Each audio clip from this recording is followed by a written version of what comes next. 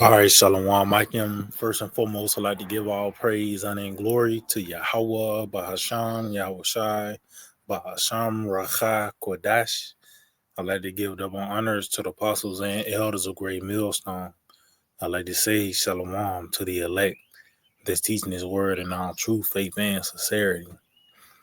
And today, I just want to tie this lesson. And the Lord heard their groanings,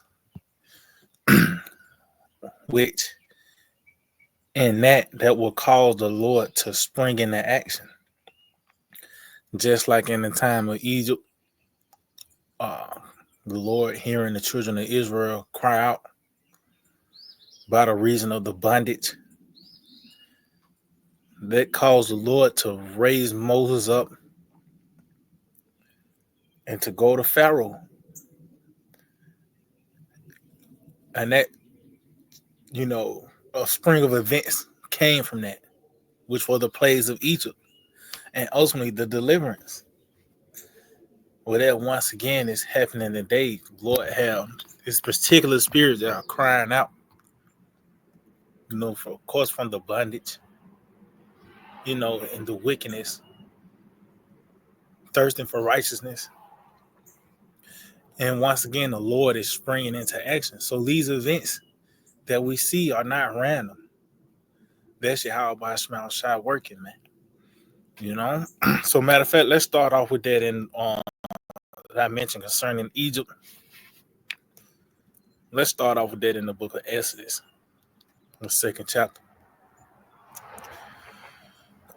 And bear with me.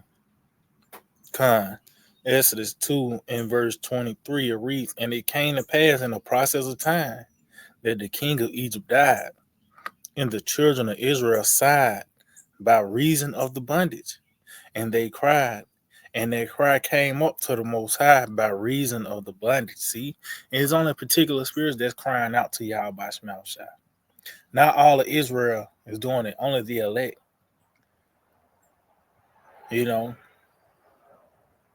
That has been quickened. So you got your senses, you're around 50 things. That's gonna be a natural reaction.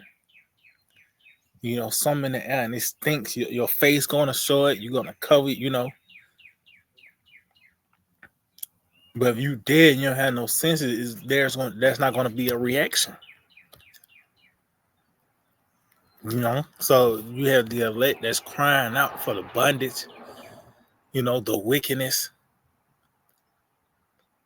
This devil, his oppression, it's everything just fucked up. So who else could we go to but Yahweh Shemel Shai? It says, "And the Most High heard their groaning, and the Most High remembered His covenant with Abraham and Isaac and with Jacob. And the Most High, Yahweh Shemel Shai, looked upon the Israel, and the Most High had respect unto them." So that this caused the Lord to look back at the promises. Us crying out. That's why now it talks about how the Lord don't keep His anger forever. So now He's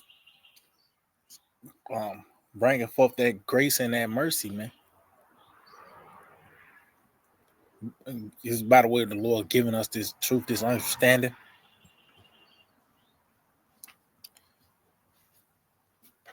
And now, as you can see, us crying out is going to provoke the Lord. Let's go to Exodus 3 and in verse matter of fact, let's see. In verse 7,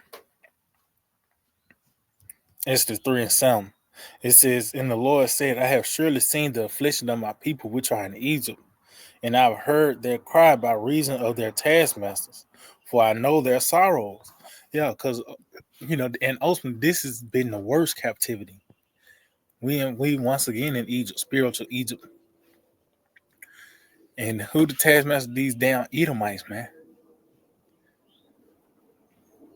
It has been the worst of the worst. You got, of course, you had these old things because it's such as nigger ball and gator bait. I would to this day, this devil has done horrific things.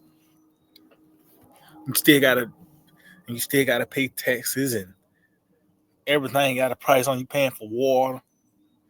So this captivity is has been the worst of the worst, man.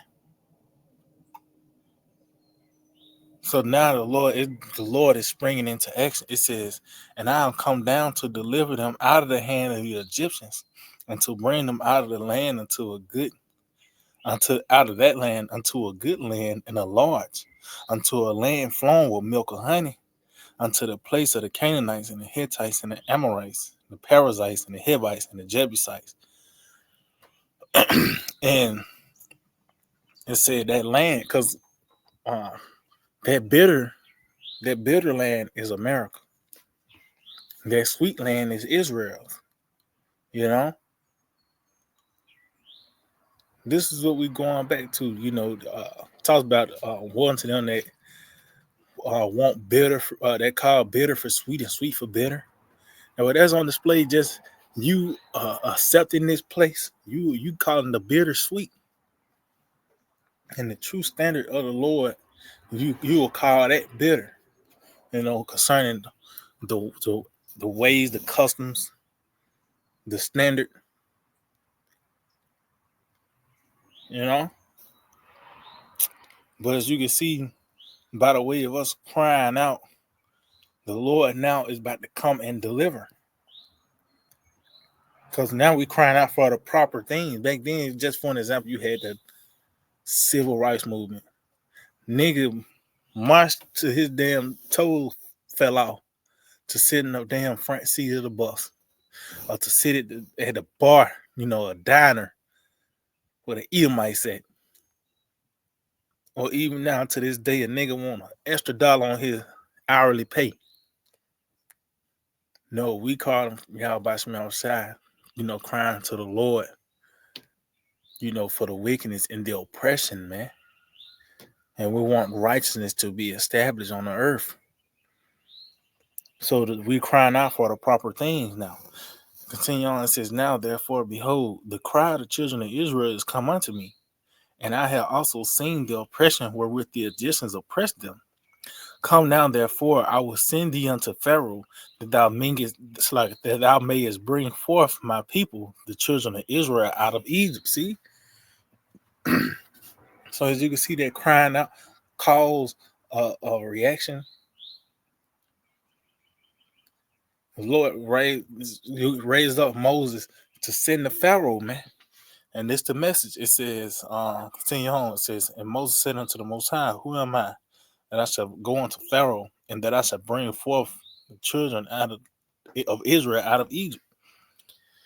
And he said, Certainly I will be with thee, and this shall be my token that I have sent thee when thou hast brought forth the people out of Egypt. Ye shall serve the Most High upon this mountain." And that's the point. The Lord gave him the authority, man.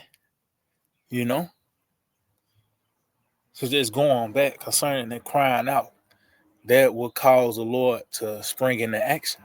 Matter of fact, let's get some real quick. The book of Ecclesiastes, Sirach, chapter 4. And I'm going to start at 1 on this, because it says, "My son, defraud not the poor of his living, and make not the needy eyes to wait long." And that's Esau. When you look at this system, they perfectly summarize how this system plays out. Think of the defraud, I said, concerning your taxes. You got all this shit taken out your check. Then it said, "Make not the needy eyes wait long." You supposed to get paid, sundown. At best, you can find a job that pay you every week. If not, you getting paid every 2 weeks or 2 times a month. The 1st and the 15th. Well, that's how this system plays out. It says, make not a hungry soul sorrowful, neither provoke a man in his distress.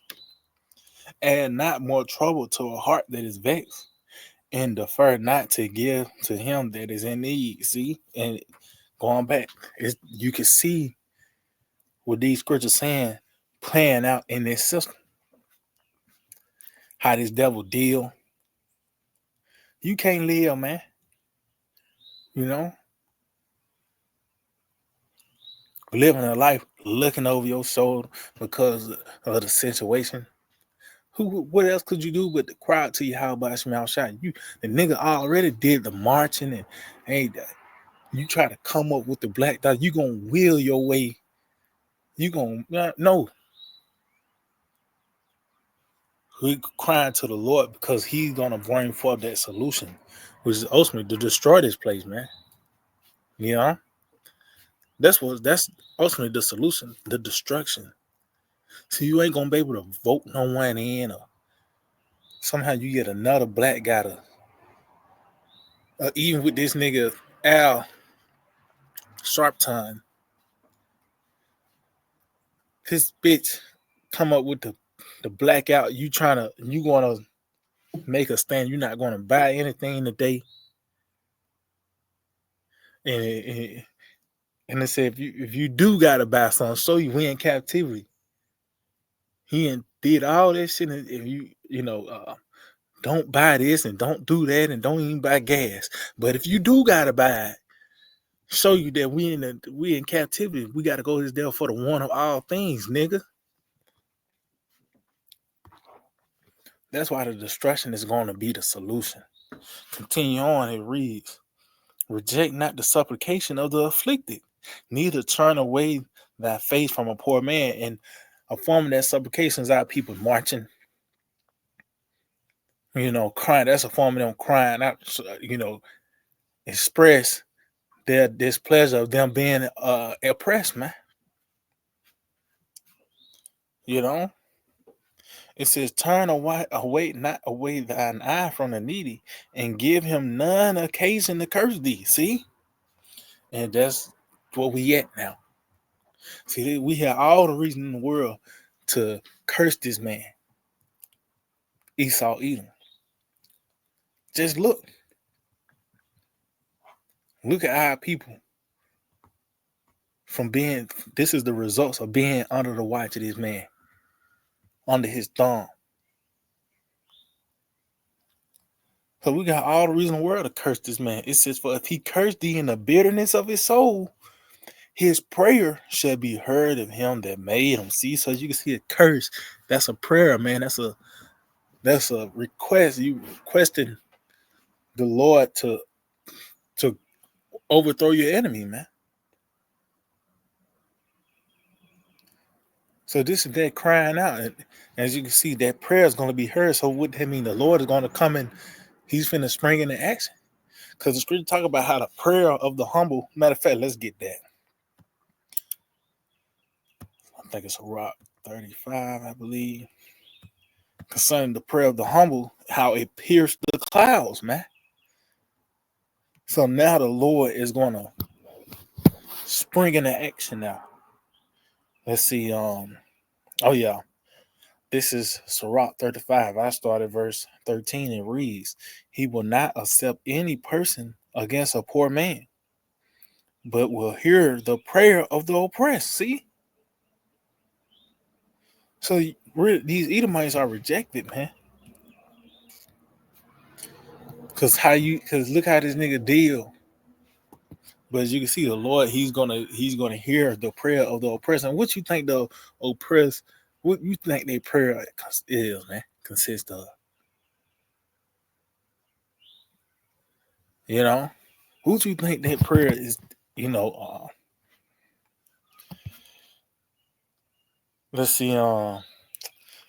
Matter of fact, I think I don't know if that's Isaiah 33. Bear with me.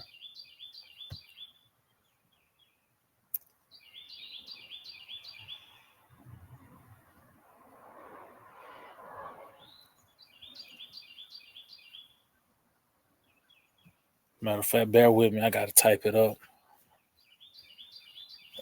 See,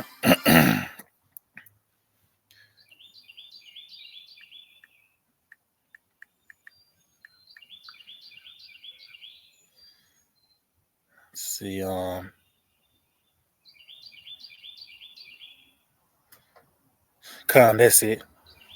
What y'all watch my shot? Isaiah 14. I don't know what made me think of Isaiah 33.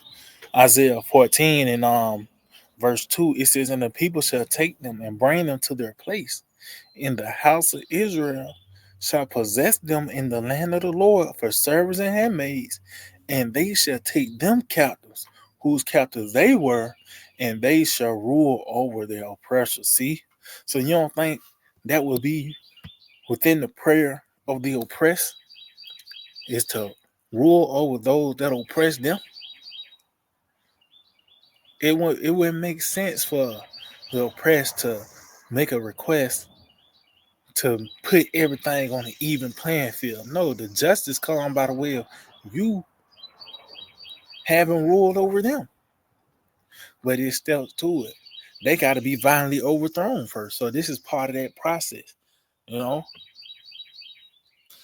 continue on going back to Sirach 35 and verse 14. It reads, it says, he will not despise the supplication of the fatherless, nor the widow when she pour out her complaint. See? And it also, when you read the law, let's go into the law concerning, you know, the orphan, because that's the fatherless, and the widow, which that's we are defenseless, man. You know, that father or that husband, that's a form of protection. So if you fatherless or that widow, that means you're defenseless. But what's the penalty for causing them to cry? Exodus 22, verse 22, it reads, "You shall not afflict any widow or fatherless child."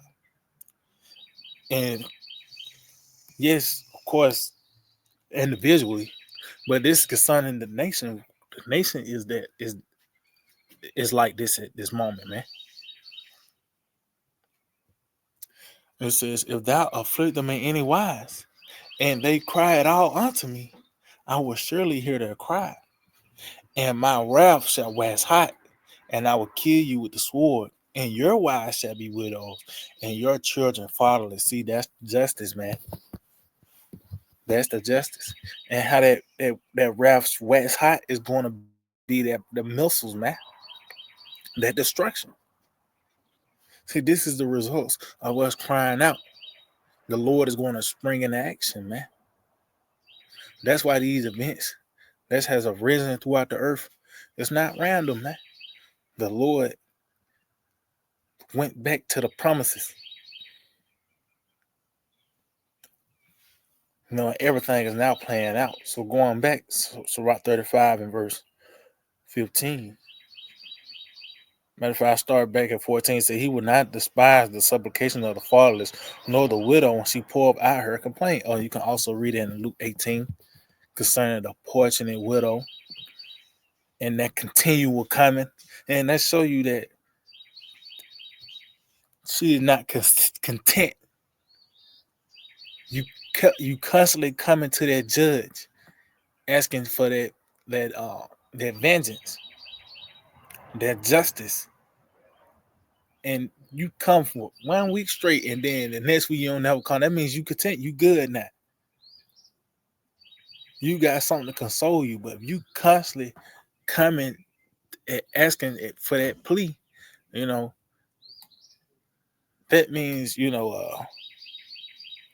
it got to be fixed. It can't. It ain't gonna be right till something get done. You know.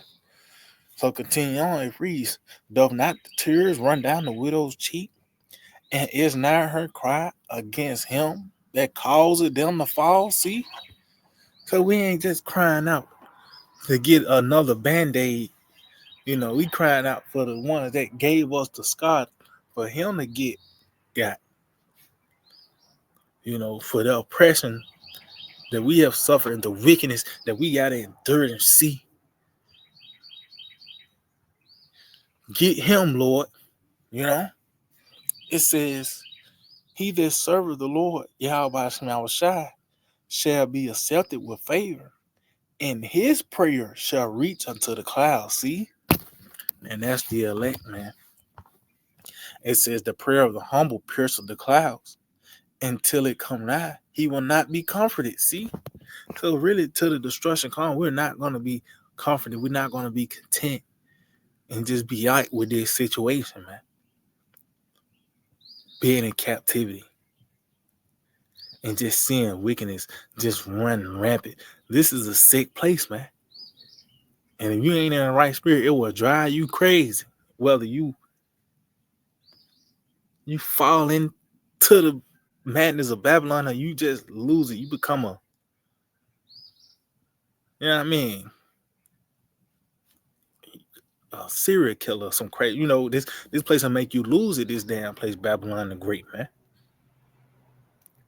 That's why His mercy, the Lord Yahweh Shai, have given us this truth. It says the prayer of the humble pierces the clouds. Until it come nigh, he will not be comforted, and will not depart till the Most High shall behold, judge righteously, and execute judgment. See, this is what the prayer consists of. It says, "For the Lord will not be slack, neither will will the mighty be patient toward them, till He has smitten and sundered the loins of the unmerciful, and repaid revenges to the heathen, till He has taken away the multitude of the proud, and broken the scepter of the unrighteous." See. That's the prayer. That's what we crying out for, man.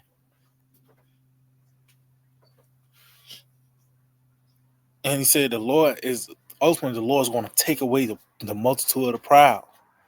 And that's concerning Esau being in power. And why I say the scepter is going to be broken. See, this is the results of us crying out. The Lord is going to spring into action and violently overthrow this man. So yeah, I just hope this will edify, and I'd like to give all praise, honor, and glory to Yahweh, Ba'asham, Yahushai, Ba'asham, Racha, Kudash, double honors to the apostles and elders of Great Millstone. Shalom to the elect, the teacher's word in our true faith and sincerity. Shalom.